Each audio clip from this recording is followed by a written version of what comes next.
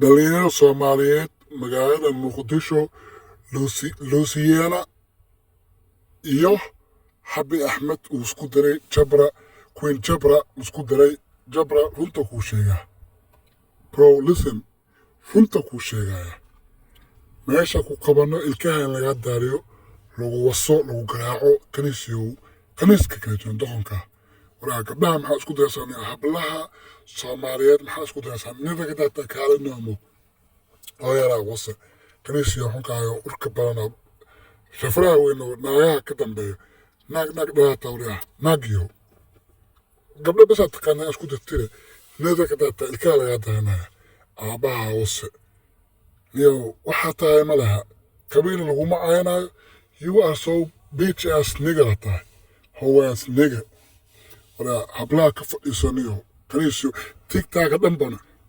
wala yaa fadhiisanaya naxalad yahay naxalada ka jeenana naasaha weyn baqtiga urka badan gabdha Soomaaliyeed waa lama caaynayo sababtan loo caaynayo kus ariga lagu caaynayo you nigga pussy ass nigga aba wasa kabatas $10,000 maanta u gacan karisay dowladda Soomaaliya xirto kus yoom motherfucker waa ayana waa gabadha danteeda mataqaanto laftigeeda qof fiican maaha sharafna ma laha haddii sharaf leedahay sharmootada aan yartaa la dhaha Jabra oo canada weyn leh buu beerata sanaysa balaayaraan Jabra qabiil matamasid qof matamasid daacaduna ma gaartid ko daacaduna isku madaro laakiin aliyo waa busiyaas nigger kaniis laga kaniisanayn baa tahay balan baa kaa qaatana meel lagu toos kuu qaadana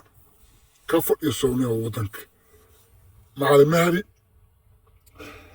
taliyaheena macalin mahdi falan waxa kaa codsanaynaa Jabra Queen Jabra inuu soo qabto la xiro 5 sano maahan 7 sano maahan 10 sano xarig ah in la geliyo waa 10 sano xarig ah ku Jabra boqolaal qof oo durmiye boqolaal qof oo baqti dhibkiisa badan ba asad yaala laftigiisana dhalaataaniyo Jabra da kama weyd you are bitch ass nigga dhalaata ninkaas qabiil ku taageeraysa ninkan qabo meel xunba alaga tuure Jabra ummadda hadda ka fadhiisanaydo ilaahay subxaanahu wa ta'aala wajigiisa ku dhaaranaya inuu ku fadhiisiyo oo ilkaha ka daariyo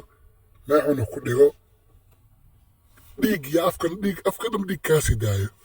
babalna kaa qaada aniga ma taqaantid you don't know me bro aniga adduunka waxuu nibca gabdha Soomaaliyeed inaan lasku diro aniga I'm not playing with you bro I'm not fucking playing with you Jabra dhibka daadeen weyn ilkaha kaa daana